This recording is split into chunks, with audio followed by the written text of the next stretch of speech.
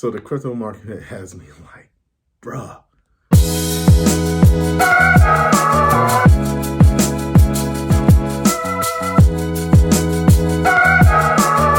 Hey, what's up, you guys? It's Rob here, back with another epic video. And I'm gonna be completely real with you guys. The crypto market right now has me feeling some type of way. On one hand, it has me thinking, yes, it's a sea of blood right now. I can dip my toes in, I can buy more coins.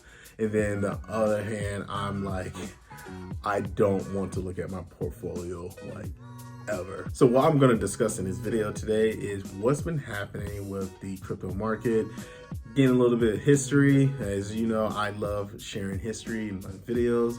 I'm gonna discuss some future actions from the government that might hurt crypto or might even actually help, who knows.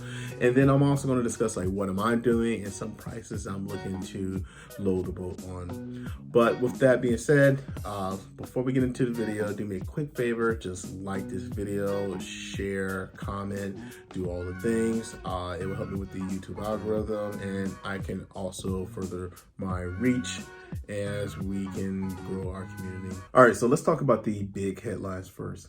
Bitcoin and Ethereum, the largest digital assets by market cap, have lost over 40% of their value since November.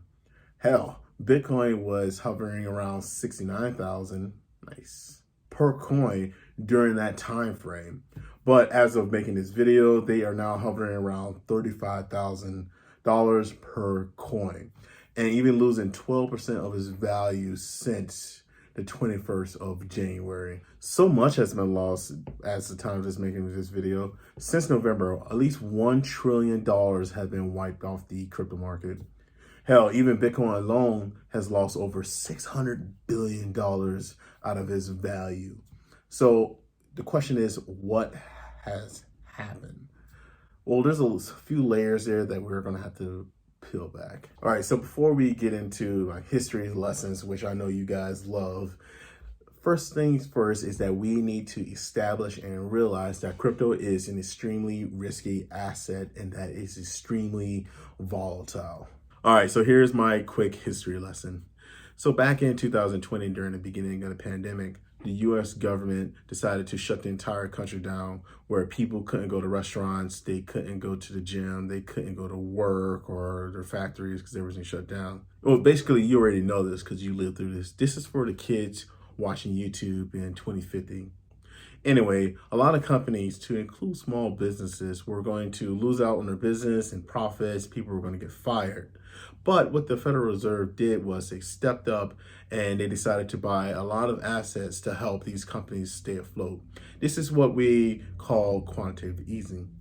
Additionally, what they did as well was they lowered interest rates to allow companies to borrow money to either A, expand, or B, to keep afloat, and ultimately to keep their business running and help pay their employees. Additionally, a lot of people were sitting on piles of cash because they couldn't spend their money anywhere because of the shutdown. And with that money on hand, a lot of people would decided to be responsible, spend their money paying down bills, paying down loans. And then you have degenerates like myself who decided to YOLO a lot of their money on the crypto market. And it paid off extremely well in 2020 and parts of 2021. But now in 2022, we have to pay the piper. All right, so the most important thing that's affecting the crypto market at the moment is the Federal Reserve. The Federal Reserve and their intent to reduce quantitative easing, meaning that they will stop their artificially implementing trillions of dollars into the market. And remember, crypto is a risky asset. So what investors wants to do is that they want to take their money out of the crypto market and put it into a safer asset.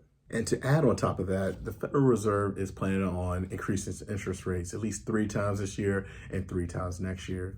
So what that basically means is that investors are going to be hesitant to take out a loan because it's going to be a little bit more expensive than what it is right now, which is at record lows. And another thing that's spooking crypto investors at the moment is that the government at the highest level which is the executive branch, is personally looking into creating some type of crypto policy. It was recently announced by Bloomberg that an initial government-wide strategy for digital assets will roll out as soon as next month, which is February 2022. The main concern with the government is that they don't have any type of order or any type of guidance on how to deal with crypto. Additionally, as well, there's concerns that governments, to include China and Russia, will utilize these crypto assets to undermine the U.S. dominance, the dollar. And that comes from, you take an example like Russia. Like, what if they decide to, no longer have the U.S. dollar as a reserve? Well, that's just one country. Then what about, China? They decided to go to cryptocurrency as well. And then it could be an entire domino effect where no longer countries believe in the US dollar, they now believe in the crypto. Well, honestly, the US dollar and the Federal Reserve done it. We did it to ourselves, because if it's losing value over time, but that's a complete different subject. All right, anyway, so that being said, with all that bad news and yada, yada, yada, I still believe in cryptocurrency and what it's trying to do for the entire masses. Something a lot of people don't know is that cryptocurrency is actually helping out a lot of people in third world countries, like in parts of like Africa. Anyway, so what I'm doing about this is that I am currently holding off for the current prices. What I'm looking at right now for Bitcoin is if it falls below $30,000, which is looking like it's about to, I'm going to jump in and start loading up the boat.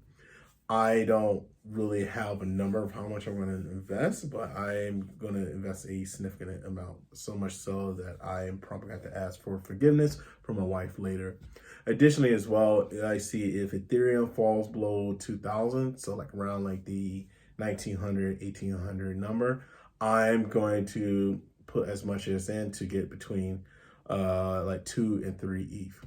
However, though, if it falls below 1K, I'm going to have between 3 and 4 ETH. And then I'm going to use that money to buy like my favorite NFTs, like Only One Force, and save enough for Gary V's Be Friends Season 2. All right, so if you found any type of value from this video, please do me a favor. You want to like this video, you want to subscribe if you haven't subscribed yet, you want to share with your friends, and leave something in the comments if you want to let me know, like, hey, this was a good video, what you want me to hear me say, or you can say, hey, do better at this. I would greatly appreciate the feedback. Until next time, be safe, keep some money on the side, be prepared to buy, and peace.